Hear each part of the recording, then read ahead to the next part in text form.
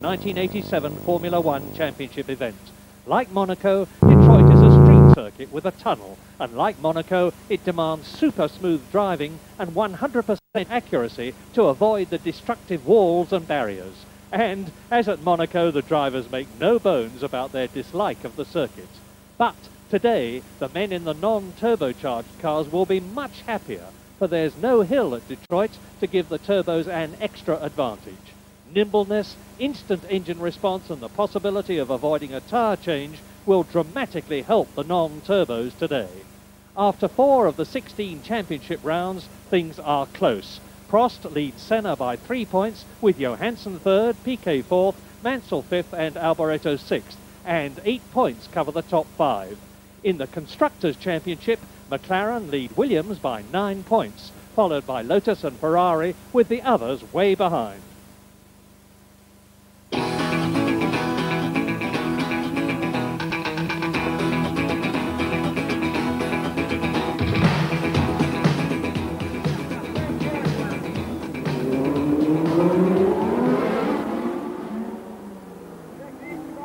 The Lotus team cheering and Senna takes the checkered flag.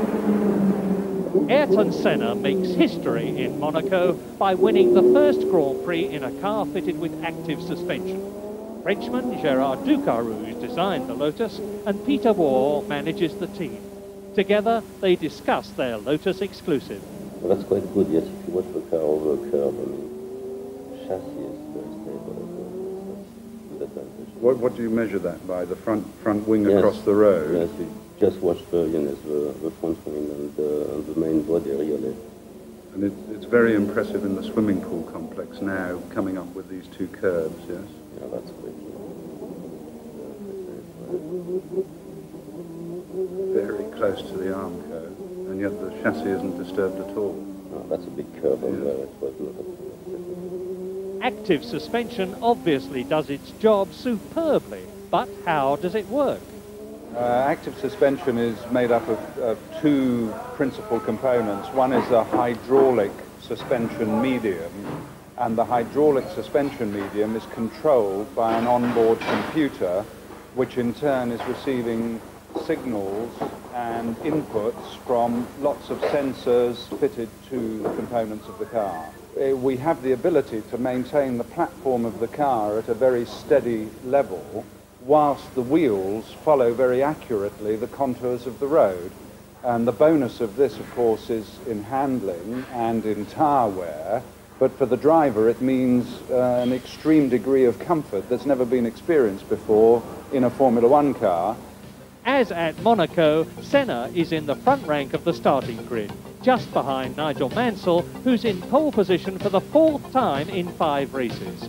Nelson Piquet's 3rd, Boutsen 4th, Alain Prost is 5th and Eddie Cheever 6th. Michele Alboreto 7th ahead of Teo Fabi 8th, Patrese 9th and Derek Warwick 10th. In 13th place and the top 3.5 litre competitor, Jonathan Palmer's Tyrrell. Martin Brundle is in 15th place and 26th, Pascal Fabre, 13 seconds off the pace.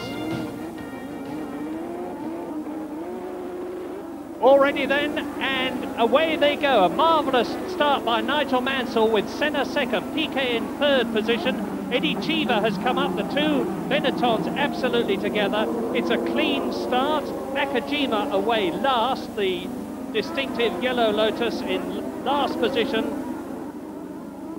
And here is Nakajima. Now we're riding with the Japanese driver, and look at the way he's already passing people straight through the middle of 2 cars there. That was, he left his braking too late. He's having a lot of trouble, Nakajima.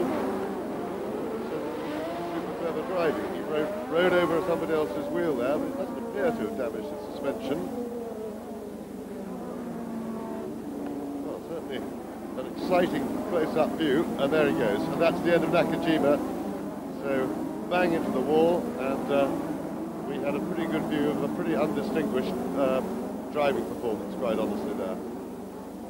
Yes, Nakajima lost it, over-enthusiastic. He doesn't seem to have damaged the car from the way he and we are restarting, but already the leaders are bearing down on the Japanese driver. And let's have a replay as you see the car of Pascal Fabre passing him there, and that's an indication of the fact that the Japanese driver was in real trouble as he accelerates away, overdoes things. You can see the car is sideways to the circuit now, the wheel stationary. I don't think he actually touched the wall at all. And as James said, there is Nakajima spinning off, and it was one of the Minardis, but at the end of the first lap, it's Nigel Mansell leading. And he's got a clear circuit, Senna behind him, Piquet in third position, and Eddie Cheever is fourth in the Arrows. Yes, Mansell and Senna now just opening a gap, a little bit of a gap. That was a fine example that we saw from Nakajima on how not to drive the first lap of a Grand Prix. He was pushing it too hard and getting tangled up with other cars. A good example of how to drive one in midfield was shown by Alan Prost, who you might have noticed first couple of corners was being very cautious, letting cars go past him, because this is a very long race. It'll go the full 2 hours. But Mansell, who really is in magnificent form this year, has got what he wants, a cushion between himself and Ayrton Senna second. Here is Piquet in third place, Eddie Cheever in the Arrows, reproducing the superb form that he showed in Monaco, because in fourth place the American is closing up on Nelson Piquet as they go into the tunnel at the end of the second lap. So Mansell, he's just got to keep going now, smoothly and carefully, watching that he doesn't clip any of the walls, watching for Senna in his mirrors. But this is what happened at Monaco, and you'll remember that Nigel Mansell went out with a fiddling problem, a fractured turbo pipe.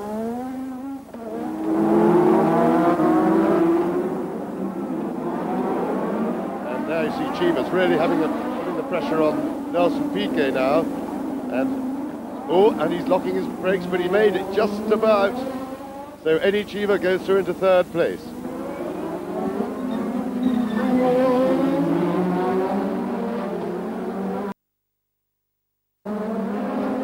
Eddie Cheever, superb. He made a terrific name for himself here at Detroit last year when he had his one drive in the Haas Lola. So there's Cheever, Piquet, and Fabre moves up. Yes, it's Teo Fabre.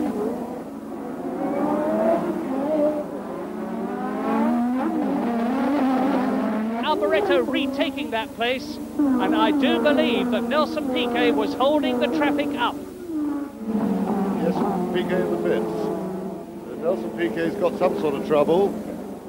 Pitting very early on, out he comes again. Was that a tyre stop already? You couldn't see what they were doing, too many people in the way, but certainly he was causing quite a traffic jam behind him. There is Ayrton Senna. You can see now the gap between, and off spins the Osella there. That is the Osella of Alex Cathy. Are they going to restart it? Piquet got away from the pits in 18th position, and the reason, we've just had a message to say that he had a puncture on the left front tyre. With Ginzani in the pits in his Ligier with the Megatron engine. As they go with the Detroit River on their right on lap 7 out of 63. They are bunched up tight. They have each got 850 horsepower, and Boutsen gave for that third position, which Cheever denies him. Fabre, not Boutsen. Boutsen is down in 7th position. In the green car on the left in 4th position, Fabre, and now he's trying again. That's an unfortunate switch of camera then, because it looked as if Fabre had got him that time. But we'll have to wait and see when we get back to that furious battle. Jonathan Palmer in the pits already, I'm afraid to say. What a shame, because he was hoping for a really good race. And he didn't make it. Replay coming up, and this is Fabre trying to pass Eddie Cheever. He brakes, Cheever was already turning. There was no fault applicable to Cheever. Fabre's lost his nose cone. Alboreto goes through and takes the 4th position from him. Boutsen is now in 5th position, and there's one panic-stricken Marshall looking for a way out, and he finds it. And the gap between the second and third men now, Ayrton Senna, and in third position Eddie Cheever is 12 seconds. So there's 17 seconds between the man you're looking at, Nigel Mansell, on lap 8, and into the pits, Farby. Well, where's the new nose cone? And there's Philippe Alliot being chased by Capelli. Up into fourth place now has come, up into third place has come Michele Alboreto. But a terrific scrap going on between these two 3.5 litre cars. In the dark blue one is Frenchman Philippe Alliot. In the blue-green one is the Italian Capelli. And there's Derek Warwick being chased by Stefan Johansson. And Eddie Cheever has gone into the pits, and this is lap 8. So already Piquet's been into the pits, Palmer's been into the pits, Cheever is in the pits, and the race order on lap 8 is Nigel Mansell leading, Ayrton Senna second, Michele Alboreto third.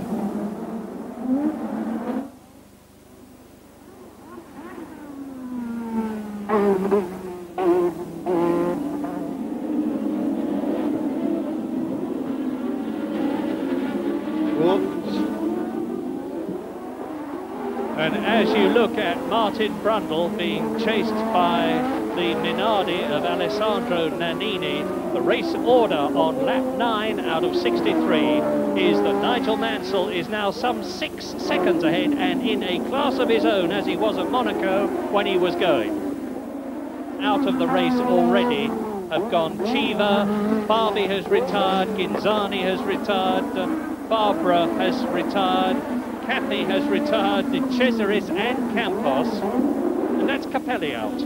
Ivan Capelli joins the retirees.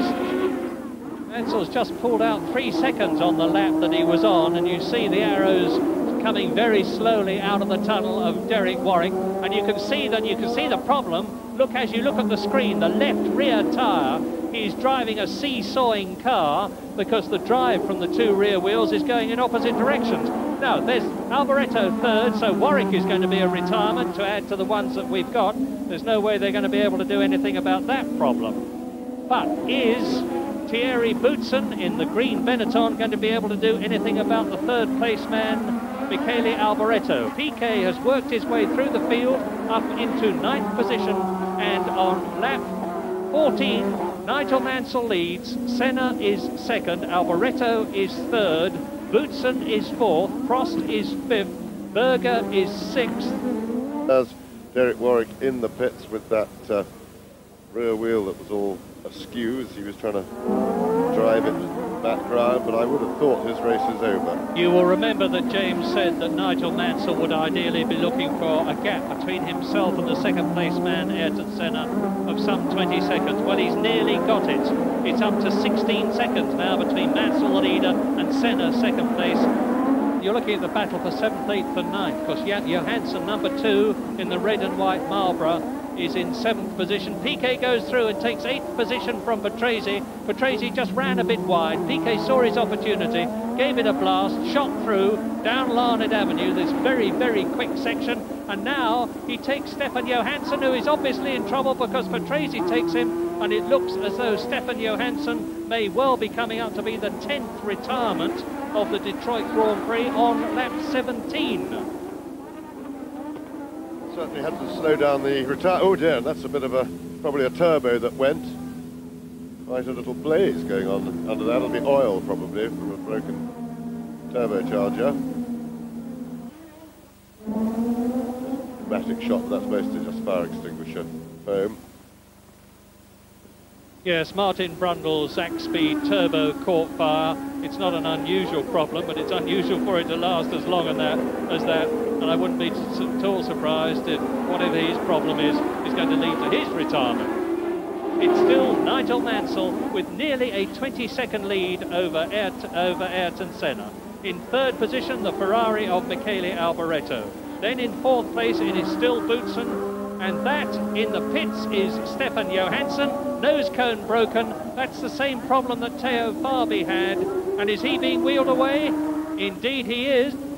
Well, Brundle giving up? He's trying to get out of the pits, but Obviously they thought they'd fixed the turbo, and equally obviously they haven't, and I'm expecting to see the significant sign of the safety belts coming up, followed by Martin Brundle's body. But anyway, there is Boutsen in 4th position. Behind him, Prost 5th. Behind him, Berger 6th. Along Larned Avenue.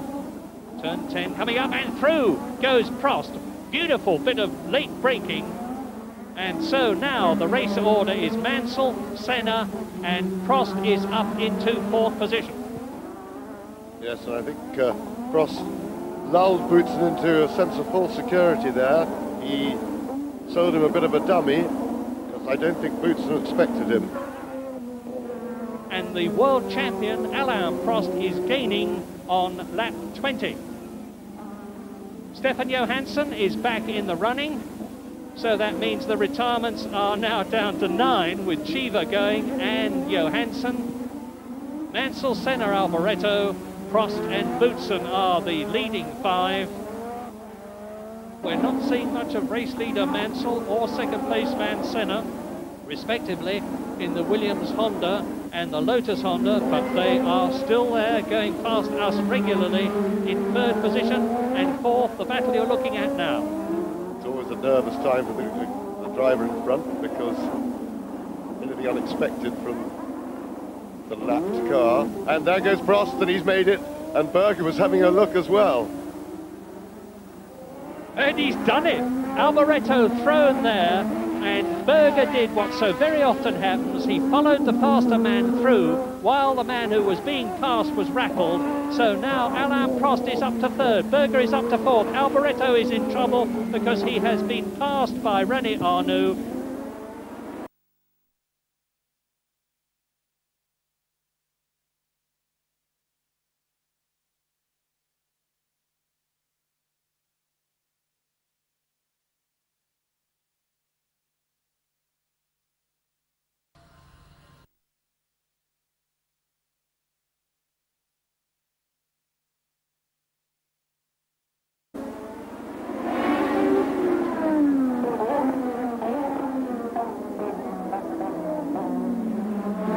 There goes Alboreto into the pits.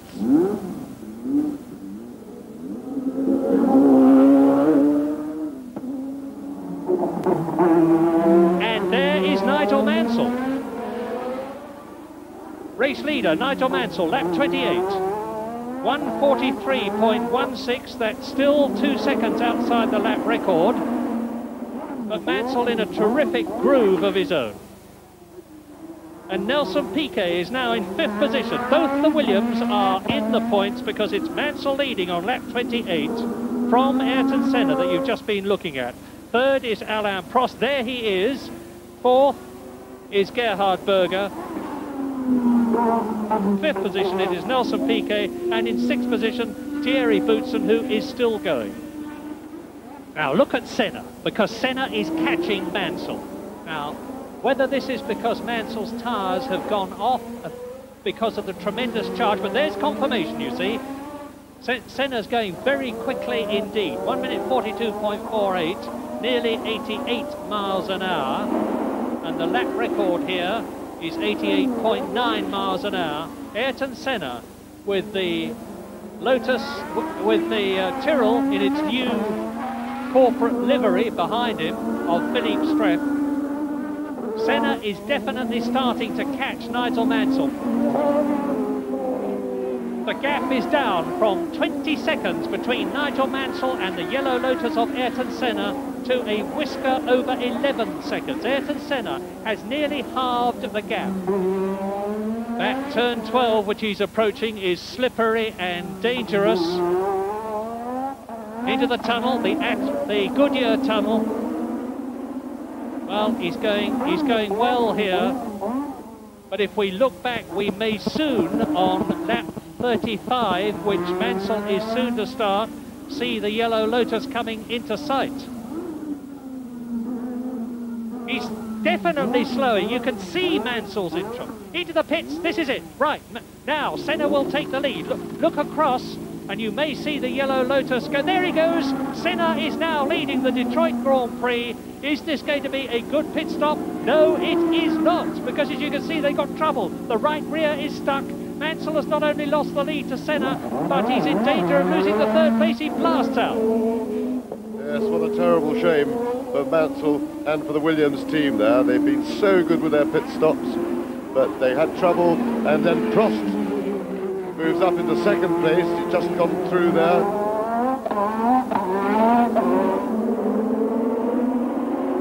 Ayrton Senna then leads the Detroit Grand Prix on lap 36 out of 63 from Alain Prost in second position, Nigel Mansell third, in fourth position the second Williams of Nelson Piquet, fifth the Ferrari of Gerhard Berger, sixth is Boutsen, in seventh place and leading the 3.5 litre class is Philippe Streff. In eighth position is Eddie Cheever, who has forced his way up right up through the field, largely because of retirements, with no disrespect to him. In ninth position, it is Christian Danner in the Zach Speed, his teammate Martin Brundle having retired long ago. Then it is René Arnoux, and then Philippe Alliot. 11 people effectively left in this race out of the 26 who started, and Nigel Mansell is now right up with Alain Prost in second position. Mansell third, Prost second. You're looking at the race leader, Ayrton Senna. This is lap 37. Hopefully we will see Prost and Mansell together soon, and we'll start putting a stopwatch on the gap between Senna and Mansell in an effort to see whether the Englishman is catching the Brazilian, and there is Senna. And that is Boutsen coming in. His tyre stop. And that looked like a very good one. Fantastic. He's a little bit slow just finishing off that stop. And Mansell has...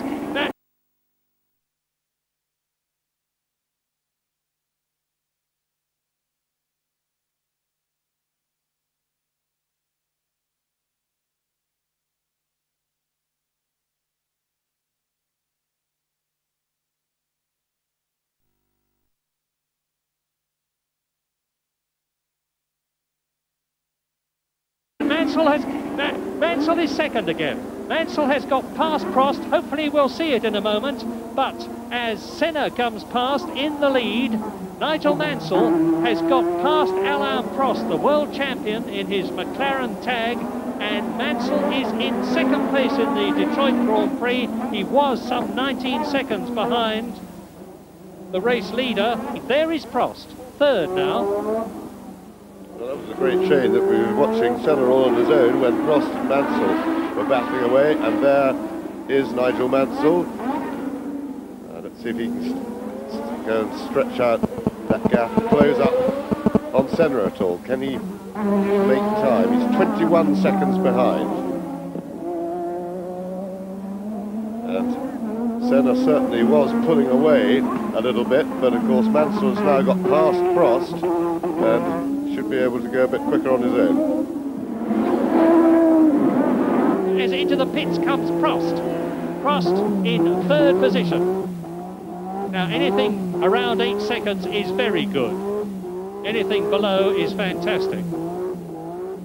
Oh, the right front is stuck. This is costing Prost dear. 13 seconds is nothing to write home about these days. It would be nice if you could go to the local garage and get your wheels and tyres changed in 13 seconds, but it's not good in Grand Prix racing. Whoops. And who's that on the wall? It is Philippe Alliot in the Haute Normandy car, which is rather a low Normandy car now, because the left front tyre and wheel are severely deranged. Senna's now got enough of a gap over Mansell that he can probably get in and out of the pits and still remain in front. That, of course, is if he can have a trouble-free pit stop, which the luxury that neither Mansell nor Prost enjoyed. And Senna has just lapped, you've seen it, the sixth place man, Thierry Boutsen, race order, lap 42 out of 63. You look at the race leader, number 12, Lotus Honda, Ayrton Senna. Second, over 30 seconds behind him, Nigel Mansell. In third position, world champion Alain Prost. In fourth position, it is Nelson Piquet. Fifth is Gerhard Berger. Sixth is Thierry Boots. Seventh is Philippe Streff. And the gap between Senna, the race leader, and Mansell is now 25 seconds. Ayrton Senna out on his own. Seemingly Nigel Mansell not able to do very much about it. In second position, third and fourth, the two cars you're looking at now, behind the Tyrrell of Philippe Streff in the blue helmet. Both of them take him, and Piquet was looking for an opportunity to get through there, and he's done it. Nelson Piquet takes Alain Prost and moves up into third place behind Mansell and Senna. As into the pits comes Boutsen for the second time in the primarily green Benetton Ford. Enormous gesticulations at the back. And the gap now between Senna and Mansell has gone up to over 36 seconds. Senna is almost in the position of being able to enjoy the luxury of coming into the pits, changing tyres and getting away without losing his lead. I say almost, but not in my opinion, quite. Yes, well, I'm surprised that he hasn't been in for tyres yet. It makes me suspect that he's going to try and go the distance, possibly without stopping. Oh! And that's Streff lost a wheel.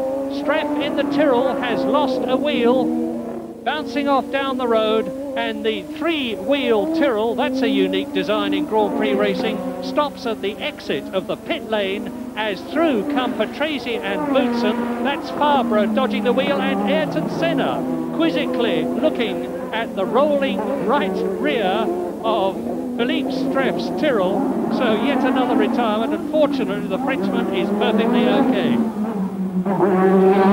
Senna won convincingly at Monaco 3 weeks ago. He's leading convincingly now, and he is on lap 48 out of 63, leading now by 46 seconds from Nigel Mansell second, Nelson Piquet third, Alain Prost in fourth position, the Ferrari of Gerhard Berger in fifth place, and still to come through, but Eddie Cheever is back in the points, or was last time he went past us, in sixth position, and that's a superb achievement, bearing in mind that Cheever had to go into the pits to have damage repaired after his coming together with Theo Fabi very early in the race. But out of the Detroit Grand Prix have gone Theo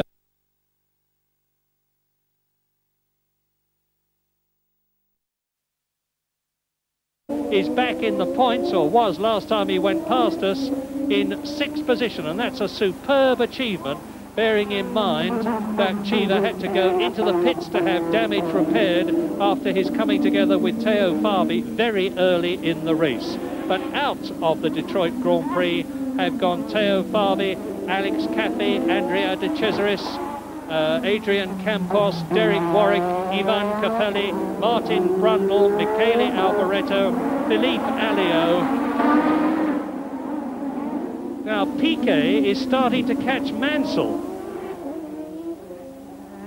I would guess that Mansell is in some sort of trouble, although of course with traffic you can get these 4-second swings, but the way he's been losing ground to Senna so fast makes me think he's got a bit of mechanical trouble of some sort with his car, and of course so we could be in for quite a lively finish. Now Piquet is going like smoke. He's only 9 seconds behind Mansell now on this, the 51st lap.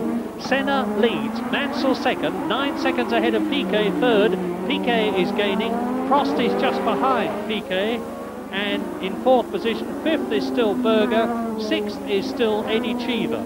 I can tell you that Mansell second and Piquet third are absolutely together, and there's a danger that we're going to miss seeing Nelson Piquet take second place off his English teammate Nigel Mansell.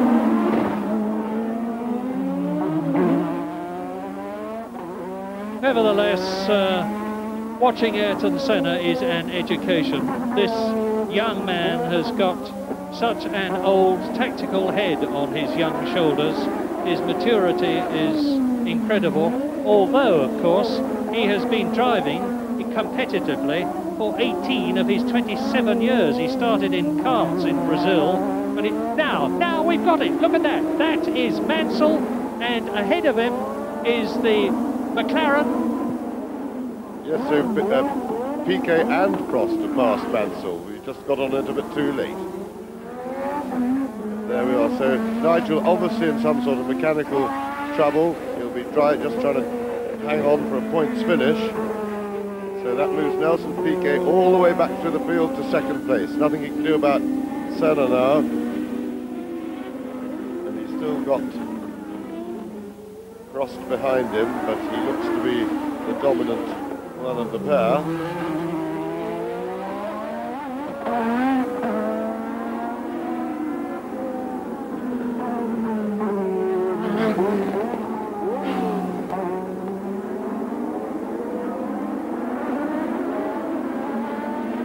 Race order, lap 55 out of 63. Senna still out on his own. Number 6, Nelson Piquet in the Williams Honda is now second, and Prost is now third, both of them having passed Nigel Mansell, who has gone down from second to fourth. In fifth position it's still Berger, who may still yet catch and pass Nigel Mansell, and in sixth place is Eddie Cheever, who is shortly to be lapped, I think, by race leader Ayrton Senna.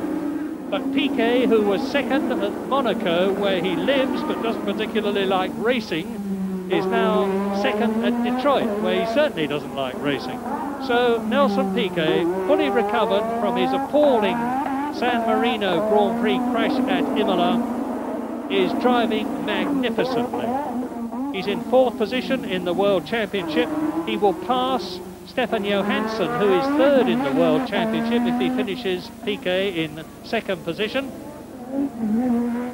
And of course Ayrton Senna will be in the lead in the World Championship if he finishes this race in first position. He's now on his 55th lap.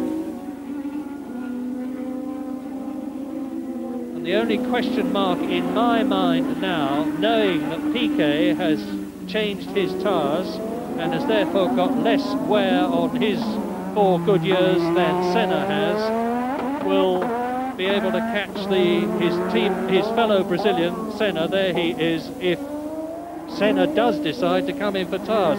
But he's left it so late that I can't believe that at this stage of the race, Ayrton Senna is going to come in for tyres. Well, he's certainly not done it on that lap. He has just completed his 55th lap. He still hasn't caught, let alone passed Eddie Cheever, and I'm confident in my mind that Ayrton Senna, thanks to the car to pits radio, knows exactly what the situation and the gap between himself as Boutsen comes into the pits again with a puncture, I suspect. Yes, the right rear has a puncture. Boutsen a right rear puncture, and he was in 7th position behind Eddie Cheever. And it'll obviously be a long pit stop because they will have trouble getting the jack underneath the lifting point with that right rear tyre flat. And indeed it is.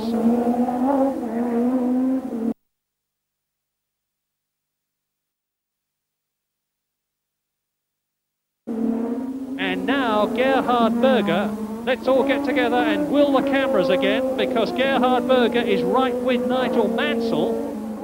Mansell in 4th position, and as I suspected, Berger is going to be challenging the Williams Honda of Nigel Mansell, who I hypothesised earlier on had got a clutch problem. He's certainly got some sort of a problem, because Nigel is a street fighter. Nigel is supremely confident and competent at a circuit like this, and to be in 5th place here, which, interestingly enough, was where he was running for a time earlier on at Monaco before he had to go out, is just not his form. And he's now in danger of Nigel Mansell, I'm talking about, not getting World Championship points for the 3rd race in succession. He had that coming together with Ayrton Senna in the yellow Lotus there in Belgium. Mansell went out in the lead at Monaco, And he's going to have to work very hard even to stay in the points here at Detroit. And we've just had a message from Frank Williams to say that Nigel Mansell has radioed in to say that after the tyre change he was getting too much wheel spin, so he's had to turn the turbo boost down, and that explains why he's going slower. And Gerhard Berger is now ahead of number 5, Nigel Mansell, who is therefore down into 5th position. We didn't see that one either, but Gerhard Berger in the Ferrari, the only one running, is now up into 4th position, lap 57. Senna leads convincingly, Piquet 2nd, Prost 3rd, Berger now 4th, Mansell that you look at is in 5th position, Cheever is 6th, and Nigel Mansell is struggling. He's working hard just to keep the car going round the circuit. He's going quick, but he's not going at real racing speed.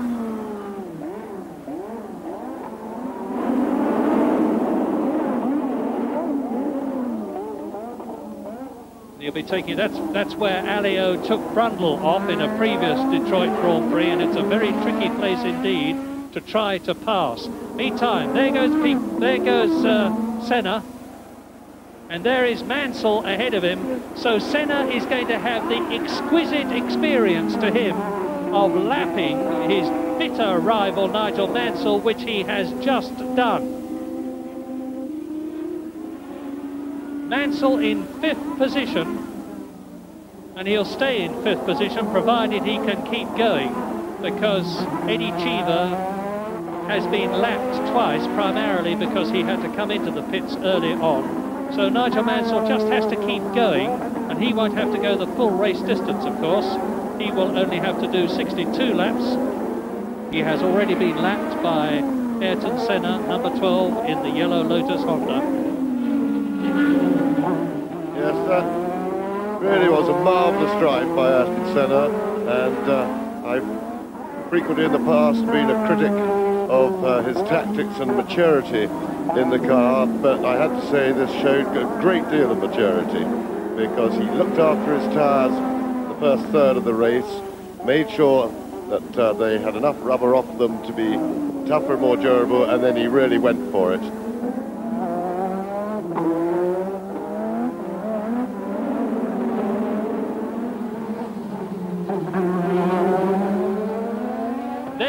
The Lotus and Honda technicians waiting anxiously and eagerly to greet their man home, which they can do any moment now, because he is into the tunnel for the last time, out of the tunnel for the last time, into turn 16. They'll see him shortly, and Ayrton Senna from Brazil has driven an absolutely immaculate race, has proved the superiority of the Lotus active suspension again. Johansson slows down to avoid having to do another lap, and the Detroit Grand Prix of 1987 has been magnificently won to the delight of the Brazilians here in Detroit by Ayrton Senna in the Lotus Honda, 2nd for Nelson Piquet, 3rd for Alain Prost, 4th for Gerhard Berger.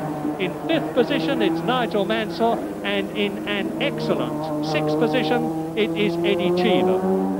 And the other British drivers, of course, Martin Brundle out, Derek Warwick out, but Jonathan Palmer finished 11th, 3 laps behind. And that means to say that Ayrton Senna leads the World Championship by 2 points. Prost is in 2nd place, Piquet is in 3rd, down to 4th goes Johansson, Mansell is 5th, and Berger is 6th. The Constructors' Championship still led by McLaren, but only now 5 points ahead of Williams, with Lotus 3 points behind Williams in 3rd position and Ferrari in 4th place. Ayrton Senna, you sprang a bit of a surprise there without your pit stop. Did you plan it beforehand? No, not at all. Only as we start the race and the race developed, the pace that we were going, and the others, of course, it showed me halfway through that was not the time to stop yet. So I could carry on a bit more, and I tried another 5-10 laps already thinking on no stopping. And it worked well on those 5-10 laps after mid-race, and I thought the tires would stay nice until the end. And with that advantage that I had, I could also slow down from the last third of the race, and everything worked as well. Ayrton Senna, he, like us, now looks forward to the French Grand Prix at the Paul Ricard circuit in 2 weeks' time. Join us then to watch the 6th round of the World Championship on Grand Prix.